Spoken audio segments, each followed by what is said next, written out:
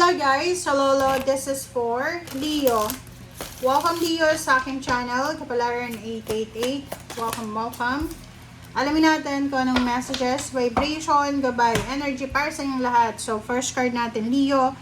Is this no moon? Number 35, 8, take root. Wow.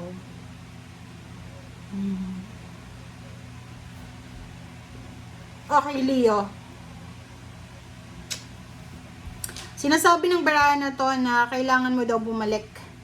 Kailangan mo daw bumalik sa dati.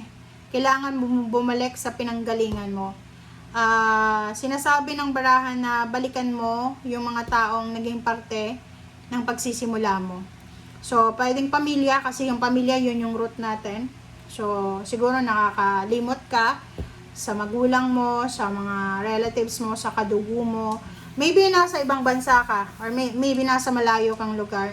So, wala kang time para bisitahin sila. So, this one sinasabi na importante.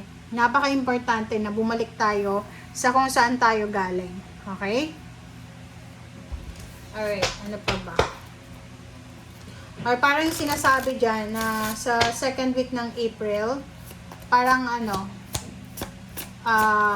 babalikan mo yung mga panahon na nangangarap ka pa lang kung saan ka nagsimula.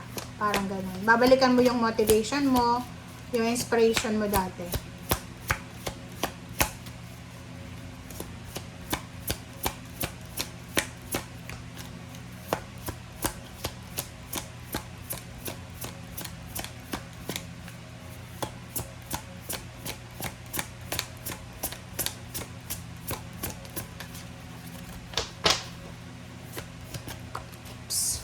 Okay, dalawa.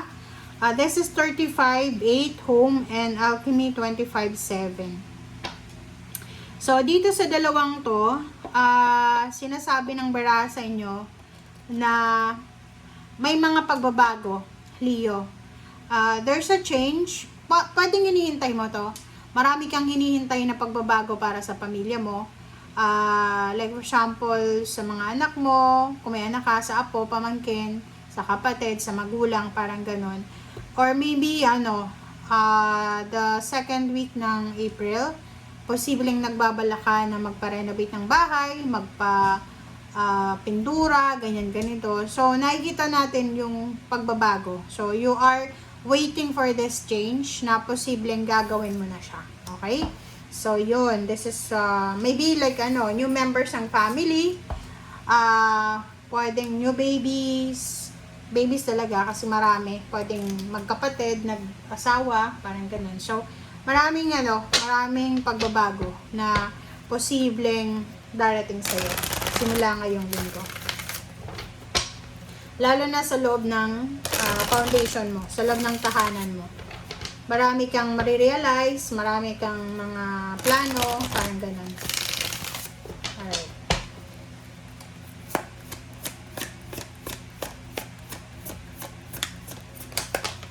Alright, so, next is foundation and achievement. So, yun, this is for the home, for stability.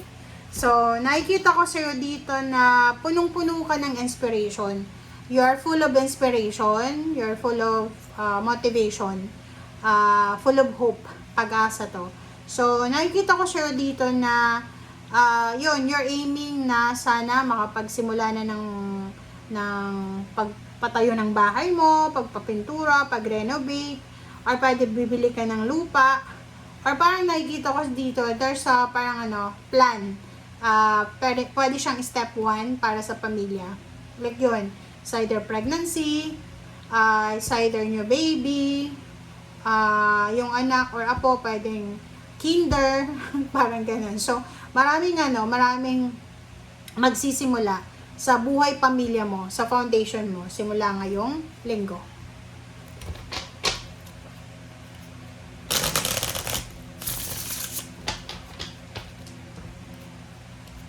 Or possible na may iba sa inyo dito, Leo, na matagal nyo tong hinihintay eh. So, it's either relocation or travel kasama ng pamilya. Alright, so 6 of Swords, Ace of Pentacles, and Nine of Pentacles, and the Star. Sa ilalim mo dito, there's a Two of Swords, and Three of Wands, and the Empress, Queen of Swords. So, yun na nga. Meron ditong Leo na siguro marami kang gustong simulan, marami kang gustong gawin. Kung ikaw ay babae na single na Leo, may edad ka na ba? Nasa below 40 years old? Or nasa 30 plus? Sinasabi ng bara sa'yo dito na yung love life dito, tingnan mo. Yung lovers dito, medyo nakakalimutan mo na magmahal. Medyo nakakalimutan mo na makipag-relations because of Ten of Wands. Pwedeng breadwinner ka, or posibleng ikaw lang yung nakapag-aral sa pamilya. And nakikita ko dito, marami kang hinahang. Personal happiness mo to. Hinahang mo siya because meron kang pangarap sa buhay. Okay? Nakikita ko sa'yo dito na siguro 3 years, 3 months ka nang nag-aantay. But there's a new beginnings coming. Yung impress na to, new motivation to. Ito siya, take root. Sinasabi ng barahan na ngayong linggong ito, I don't know kung anong nangyari sa'yo, sa environment mo, but ano man ang nangyayari sa paligid mo, ito ay magdadala sa'yo ng sobrang motivation and determination. And nakikita ko sa'yo dito na sobra kang excited sa kung ano man na actions, plano na gagawin mo. Alright, Six of Swords, Ace of Pentacles, Nine of Pentacles, and the Star. So, yun. Meron ditong mga Leo na posibleng kayo ay magta-travel, magre-relocate, magle-level up yung situation mo. So, pwedeng buong pamilya kayo, makakapag-desisyon kayo na lumipat ang bahay. Magkakapag-desisyon kayo na magpatayo ng bahay, ganyan-ganito, magpa-renovate. Next is, nakikita natin dito na there's a Leo na kailangan mong umalis, mag-travel because of work. So, pwedeng mag-OFW ka, or pwedeng from OFW, posibleng pauwi ka ng Pilipinas. It's either for good or for vacation. Sinasabi natin, may possible na promotion, salary increase, may lump sum of money ka na mahahawakan by the end of the week. And nakikita mo na abot kamay mo na yung pangarap mo. So, ano ba to? Paki-comment nga sa comment section. Kasi pwedeng promotion, pwedeng relocation, international or local, new job, new career, new source of income, contract signing, lump sum of money, and wish fulfillment. Okay, let's check Leo.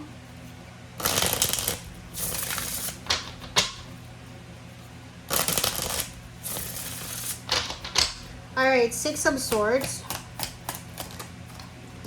Six of Swords is the Hangman. So, yun. Nakikita ko sa'yo dito, ang dami-dami mong hindi tinutuloy na plano.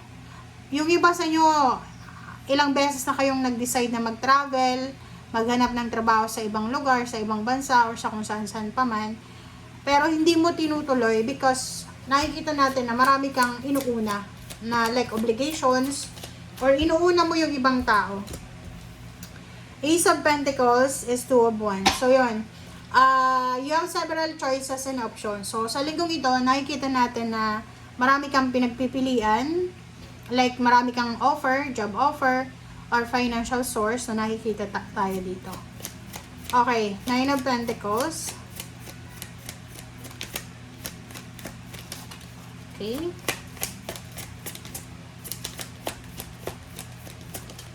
Nine of Pentacles.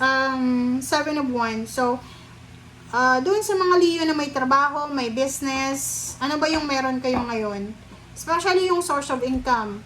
You have family, you have support system, sinasabi ng barahan na ipaglaban mo yan. So, kumbaga, huwag mong i-give up kung anong meron ka ngayon dahil lang sa like kumikinang na option.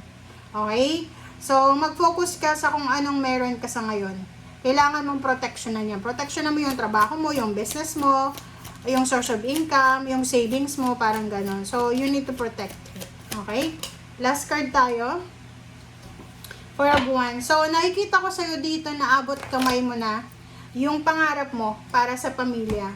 So, pwedeng yung pangarap mo is magkaroon ng bahay, lupa, sasakyan, business. Makabili ng ari-arian, parang ganon, investment. So, For the sake of the family, nakikita natin dito na foundation, stability, security na pangarap mo, ay abot kamay mo na. Alright? So, dalawa siya. Foundation and achievements, tsaka 4 of Wands. So, yung focus mo sa linggong ito is all about your family, about wealth, about luxury, about success. Okay? Thank you guys. Bye!